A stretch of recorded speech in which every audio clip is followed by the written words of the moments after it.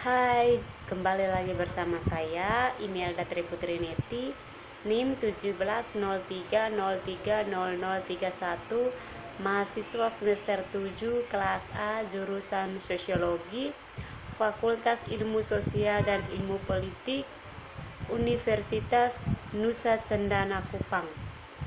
Terima kasih untuk kesempatan yang diberikan kepada saya.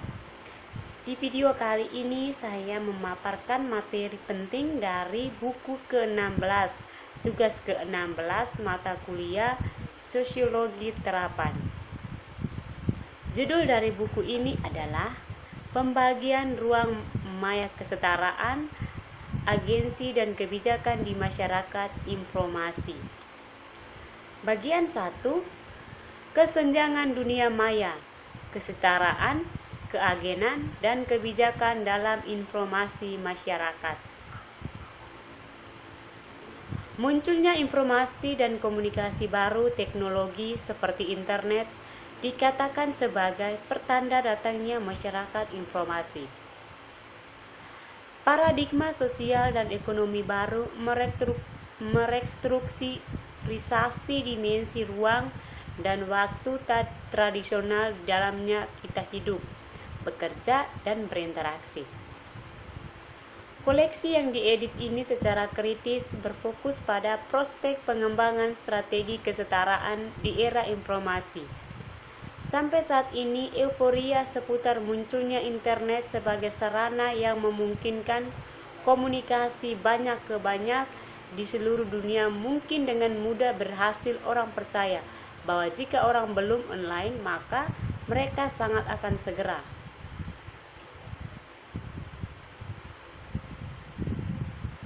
Perkembangan masyarakat informasi sepertinya tidak akan terjadi ditandai dengan kemajuan teknologi linear, melainkan melalui kekuatan sosial yang sering bersaing dalam inovasi, keunggulan kompetitif, agen manusia, dan perlawanan sosial. 2. Jaringan global dan mitos kesetaraan trickle down atau trickle away. Masyarakat bertahun-tahun melakukan observasi dan penemuan sebelum bias disampaikan dengan akurat. Seringkali membutuhkan kemajuan yang cukup besar dalam sains atau penyelidikan ilmiah sebelum penilaian komprehensif sisi negatif dari kebanyakan teknologi baru dapat dibuat.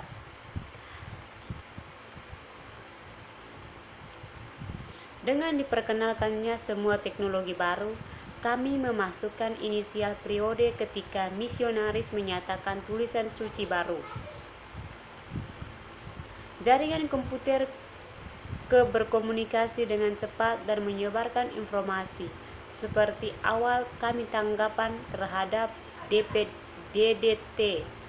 Tidak terlihat lebih jinak, tidak ada radiasi, tidak ada polusi, bahkan jaringan bisa membantu mengurangi pada polusi kendaraan karena dapat untuk beberapa fungsi.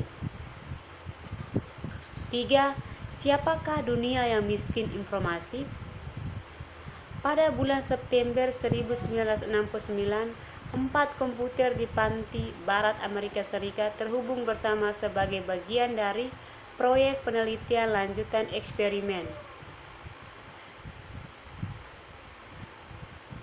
Pertimbangan bahwa hanya di Amerika Utara, Jepang, Eropa, dan Australia adalah infrastruktur komunikasi nasional yang asli. Mungkin ada koneksi internet penuh di universitas di Ulaanbaatar, tetapi 10 km jauhnya tidak ada telepon. Sebagai pendekatan pertama pada peta realistik yang penulis miliki memudahkan warna area non-metropolitan di luar OECD negara.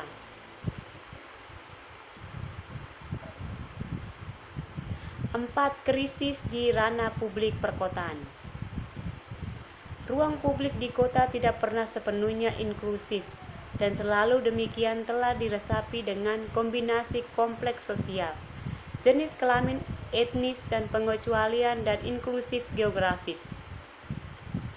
Bagi banyak penulis, bagaimanapun tren perkotaan saat ini mengancam untuk melemahkan anggapan bahwa perkotaan ranah publik mendukung inklusif, tatap muka, kolektif wacana di dalam kota. Di kota-kota Amerika seperti Los Angeles, keraguan sudah umum terjadi, apakah ruang publik masih ada? Sebagai ruang dan sosial yang ekstrim fragmentasi, benteng, dan privatisme diduga telah menang atas gagasan kolektif tentang pencampuran publik di depan umum luar angkasa. 5. Identitas, otonomi, dan sosial interaksi. Dua tema utama dalam penelitian tentang gender dan TIC. Ini adalah gender perbedaan dalam pekerjaan terkait teknologi informasi dan hubungan antara gender dan cyberkultur.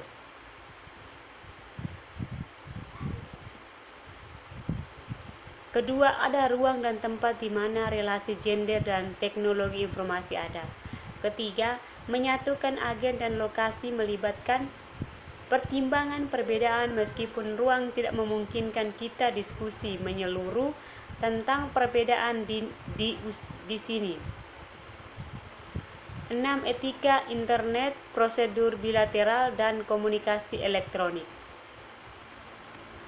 Beberapa masalah praktis dan etika berkaitan dengan perilaku yang tepat dalam komunikasi elektronik telah menekankan ketidakmungkinan kebijakan jaringan yang efektif dan kebutuhan terkait untuk tingkat pendidikan yang sangat meningkat.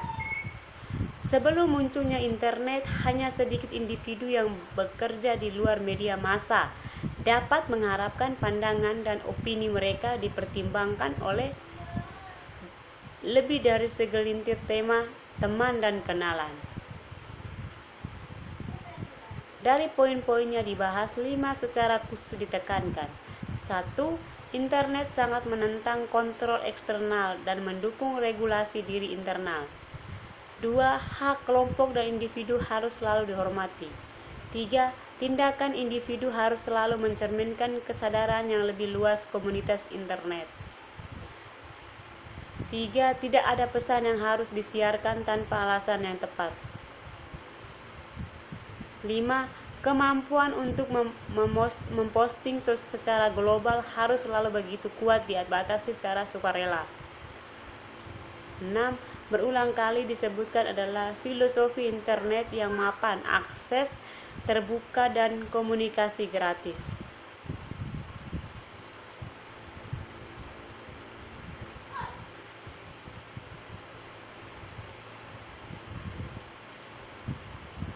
Penggunaan dengan pengetahuan terbatas misalnya dapat mempekerjakan email ke newsgroup spam, sedangkan yang lebih teknis tingkat lanjut dapat menggunakan World Wide Web untuk mendistribusikan politik yang ekstrim propaganda. Topik yang dibahas dalam bab ini sebagian besar berkembang dari pandangan pemilihan penggunaan internet. Meskipun mungkin berlebihan untuk diambil secara longgar pendapat yang didefinisikan terlalu serius, tanggapan justru menunjukkan hal yang mengejutkan keseragaman keyakinan. Hingga saat ini internet telah berhasil melalui penerimaan di pihak penggunaan keyakinan ini, yang mungkin saja dipandang sebagai etika umum perilaku yang berkembang. Sambil merefleksikan apa mungkin merupakan pendekatan pragmatis murni untuk pengguna internet, untuk beberapa waktu ini pendekatan telah terbukti efektif dan fungsional.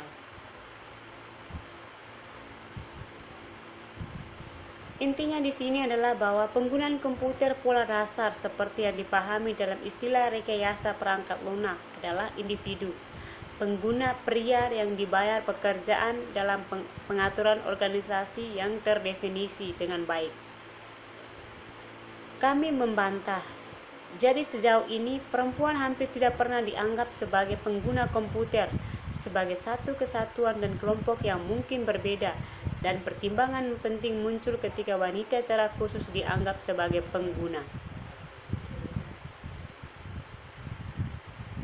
Berikut ini kami berpendapat bahwa agensi terkait dengan gagasan keterampilan dan dan keterampilan dalam hubungan gender dalam pekerjaan teknologi informasi. Sekian dari saya, jangan lupa ditonton, di like, dan di subscribe. Terima kasih.